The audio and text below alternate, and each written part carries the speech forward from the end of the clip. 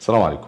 انتهت مباراة الاهلي والزمالك واحتفل الزمالك، وبالمناسبة انا زملكاوي، بس انا بدأت في السنين الاخيرة اسحب رجلي من التشجيع لكرة القدم شيئا فشيئا. يعني على سبيل المثال، وانا بصور الحلقة دي الساعة 3 الفجر، في خبر جالي ان شاب اسمه حسام الدين صديقه محمد خالد الدكتور قال ان هو اتوفى بعد المباراة بسبب ان هو جاله ازمة قلبية بسبب خسارة الاهلي.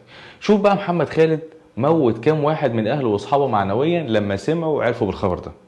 المهم الحمد لله، الدكتور مؤخرا من كام دقيقة قال ان التشخيص بتاع الحالة كان غلط، ومحمد طلع عايش الحمد لله، بس حالته حرجة والقلب كان توقف. وعلى فكرة، انت مسيرك لا قدر الله تتحط في نفس الموقف، تتعرض لكده، محدش بعيد. المهم انا حقيقة مع الوقت بقيت احس بكمية حقد وكراهية بيتم نشرها بين مشجعي الاندية، خصوصا الاهلي والزمالك، بشكل هستيري مبالغ فيه جدا. والموضوع بالنسبة لنا احنا ككبار وعاقلين وفاهمين، يبدو ان لغة العقل بتسيطر في النهاية لو انت بتختلف مع حد قريب منك او صاحبك يعني. لكن مع الاندر ايدج الموضوع حياة او موت.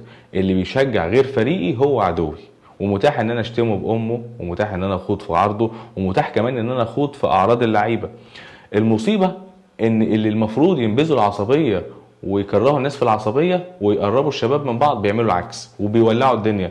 وانا هنا بحكي وبتكلم عما يسمى باعلام الاعلام الرياضي، او اصحاب السبوبه الرياضيه الاعلاميه من محللين واعلاميين. دايما تحليلاتهم تعصب وكره، ونادرا ما بنلاقي صوت عاقل يحلل ويتكلم زي فايق او عبد الجواد او حتحوت. المهم ده مش الموضوع بتاعنا. موضوعنا هو ازاي في لاعب محترم كل الناس كانت بتشهد له بالاحترام والخلق وتنتهي المسيره بتاعته بالشكل ده، وكلنا نتعاطف معاه ونطلع نعمل ترندات ونطالب بحقه، وكل الناس في الوقت ده كانت عيش على خبر وفاته. وطلع ناس كتير جدا عيطت وبكت على فراقه، وفي النهاية بعد كام يوم كل الناس نسيت، وكل الماتشات اتلعبت والناس رجعت شجعت وهللت وهاصت، واحمد رفعت الله يرحمه حقه ما رجعش. بلوم على الزميل ابراهيم فايق وابراهيم عبد الجواد وهاني حتحوت، والحقيقة دولت اللي يهموني. علشان كده انا بلوم عليهم. ليه انتوا مش بتحكوا في الموضوع ده؟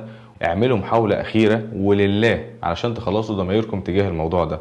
على فكرة، لو اللي حصل ده كان حصل مع اكرم توفيق او زيزو فبرضه الموضوع كان هيتنسي بالمناسبة وهيتقفل. كل الناس بتنسى اخيرا بقى، وده شيء مضحك جدا صراحة. ازاي انا اروح كنادي العب تحت رعاية وتبني من شخص غير محايد؟ يعني ازاي انت ترتضي تدخل منافسة وانت عارف ان صاحب المنافسة والراعي لها له ميول واضحة جدا وعمره ما انكرها؟ ازاي مش فاهم ان انا اروح احتكم عند قاضي والقاضي ده هو خصم في النزاع؟ شجع يا ابني انت هو وافرحوا، بس ما تضيعوش عمركم في كلام فاضي، ولا جالك ولا هيجيلك منه غير الضغط والزعل والكراهية. وتلاقي نفسك بقيت تكره مدن وشعوب ودول، زي بالظبط احنا مثلا او كلنا بنكره شمال افريقيا بسبب لعبهم.